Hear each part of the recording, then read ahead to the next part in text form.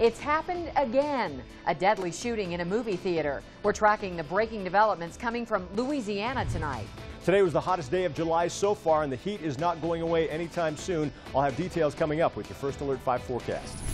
New bike lanes along Austin Bluffs, not exactly inspiring confidence, as cyclists are asked to cross one of the busiest streets in Colorado Springs. We're investigating next. Now, News 5 investigates at 10.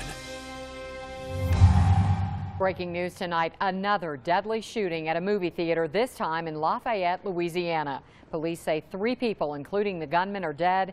7 others are injured, some in critical condition at this hour. Hello, everyone. Thanks for joining us for News 5 at 10. I'm Lisa Light. Good evening. I'm Rob Cork. We've been keeping an eye on this breaking story for you all night long. Here's what we know right now. Police say the shooting started just after 7 local time inside the Grand Theater in Lafayette. It's about 2 hours west of New Orleans. More than 100 people inside the theater complex when the shooting began, people running for their lives. One witness said the gunman just stood up about 20 minutes into the movie and started shooting randomly. Tonight, police say he was a lone gunman, 58 years old, who opened fire with a handgun before killing himself. They know his name but have not released it yet. We want to take you live now to Lafayette. Joining us on the phone is Allison Bourne-Vanek, a reporter with our Cordillera sister station, KATC. And what are witnesses telling you right now? Hi, good evening. When I first got to the scene, I saw several and spoke to several witnesses, many who were outside, many who were also inside. They say that they were watching their movie when all of a sudden the lights came on, the alarms went off, and a message came on saying for them to immediately exit the movie theater. And they just ran, and as they ran, they saw people outside with blood coming from their legs. They saw people hobbling. One person also was shot on the ground. After that, they all came together saying that they said the rosary and tried to reunite with their families. Many are still very shaken up over what has happened. Have you heard any additional information at this hour about the condition of those who have survived? Last word was 7 people wounded at the hospital, some in critical condition. What can you tell us right now? That is still the latest update that we know of. We are being told that they are at various area local hospitals here in the Lafayette area with their families. There's also police that are at these hospitals making sure that they are staying protected. We had just wrapped up our second press conference with Governor Jindal, Lafayette Police Chief, as well as Louisiana State Police Colonel, when we were told to get back, and myself along with several other people in the media, we all ran with our cameras and our tripods to the street. We don't know exactly yet what that was about, but hazmat did come shortly after that, so hopefully we will have more information and find out what that was about. Okay, Allison Vanek, thank you so much for your time tonight. Now we want to play you some sound. Now we want to play you some sound for a woman who was inside that theater when the shots rang out. We were buying popcorn at the concession stand when like a whole group of people, teenagers mainly, running out telling everybody to run for their life. And I just thought it was teenagers just playing like a little prank, and then I see a whole nother bigger group coming out screaming the same thing. And my reaction was, and then we saw a lady with blood all over her leg. I just grabbed my child, and we just all ran. Hard to believe this has happened again. We want to recap for you. 3 people died in a movie theater shooting in Lafayette, Louisiana. 7 others wounded. The shooter, who police say 58-year-old male, was shot dead. He killed himself. We'll keep tracking this story for you throughout the night and have updates right here on News 5 at 10. Continuing coverage now on the sentencing phase for Colorado theater shooter James Holmes. The jury has refused to rule out the death penalty, agreeing with prosecutors that Holmes' crimes are enough to warrant execution. Defense attorneys will continue their case tomorrow on the sentencing phase and trying to prove that he deserves a life sentence rather than death. Holmes was convicted last week on all 165 counts against him in that July 2012 attack, killing 12, wounding 70. Also tonight at 10 and only on News 5, an on-bike realignment along Austin Bluffs Parkway has local cyclists fearing for their safety. We first brought you this story last night at 10. Now this is in the westbound lanes of Austin Bluffs at the off-ramp and on-ramps for Union Boulevard. And that's where we find our Matt Pritchard tonight. And Matt, a different look but in a familiar spot, right? Well, that's right, Rob. Cyclists have been crossing this spot for years, but instead of this curved and stop approach, it was a dotted line that had them looking backwards at oncoming cars. And that's where the change stems from. The city believing this is safer and cyclists believing it's an absolute hazard. What the heck are they thinking? Cyclists across the Springs looking for answers for a new bike alignment put in at Austin Bluffs and Union. When you come up here, it has you do this little question mark, which I think is actually pretty appropriate because almost everybody that I've talked to is questioning why something like this would exist. The curve and stop is used in states like Oregon, designed to give a better vantage point of oncoming traffic. A plan the city says is the best alternative for an exceedingly dangerous route. This is a bike lane on a very busy high-speed street. You're going through an interchange, and so I would only recommend it for experienced bicyclists that are used to commuting in traffic. Even still, experienced cyclists are asking for a change. They're doing anywhere between 35 to upwards of 50+ miles an hour on that corner, and you don't have very long to start going, cross over, and then get back in the bike lane. We wanted to find out for ourselves, though, and took to the street. We are now beginning the ride down Austin Bluffs Parkway. With closed corners, as you can tell, you're right up against this wall. And speeding cars. Cars are just whizzing by right next to you. It's a corridor that doesn't inspire confidence, especially at the end. Then try and get across as quickly as you can. Issues Bouchamp believes could be remedied. Better striping, better visibility, from way back there so that both modes of travel will be able to better understand what they're going to do. And the city agrees, saying they aren't done yet and asks for patience as they put in the finishing touches. Wait until the project is done before you really critique it. But once the project's done, take a look at it, ride it a couple times, and if you're still having problems with it, we'll sit down and talk to you about it and see if there's any tweaking that we can do to the project.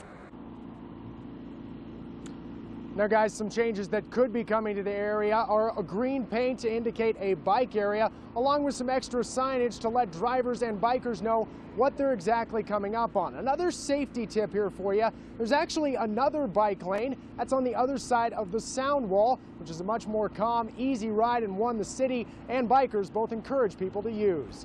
In Colorado Springs, Matt Pritchard, News 5 Investigates.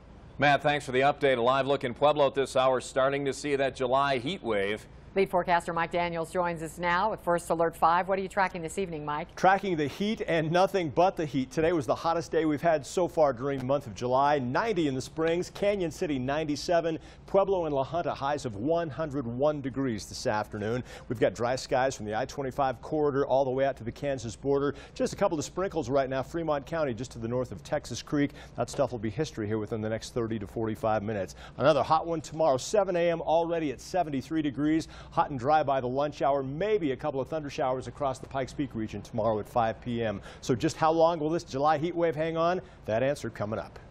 Thanks, Mike. New tonight at 10, yet another heated meeting in Monument this evening over a methadone clinic that's set to open in town. This time, neighbors are lawyering up to fight the town's laws that allow the clinic to open next to a popular park.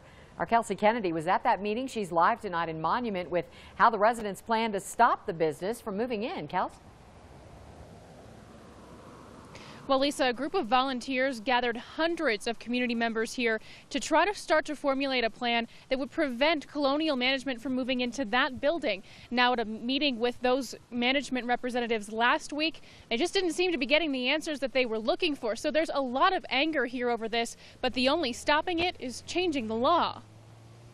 I don't know about you folks, but I still live in America. And in this country, we have the right to say yes and no. People are riled up, and I think they're expecting to be fueled. Hundreds of passionate Monument residents filled Cy Sabel's barn to hear what can be done to stop a methadone clinic from opening next to Limbaugh Park. As you can well imagine, there's a lot of emotions running right now.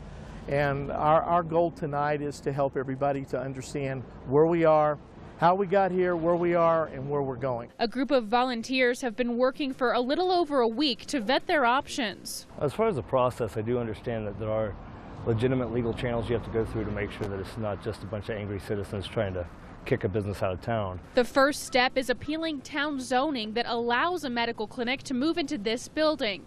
The community is lawyering up, accepting donations to secure a zoning attorney by the August 10th hearing. It's been a great turnout, but I think what a lot of these people were expecting was for them to come out with a plan. This is how we're going to go about it, and this is how we're going to beat them.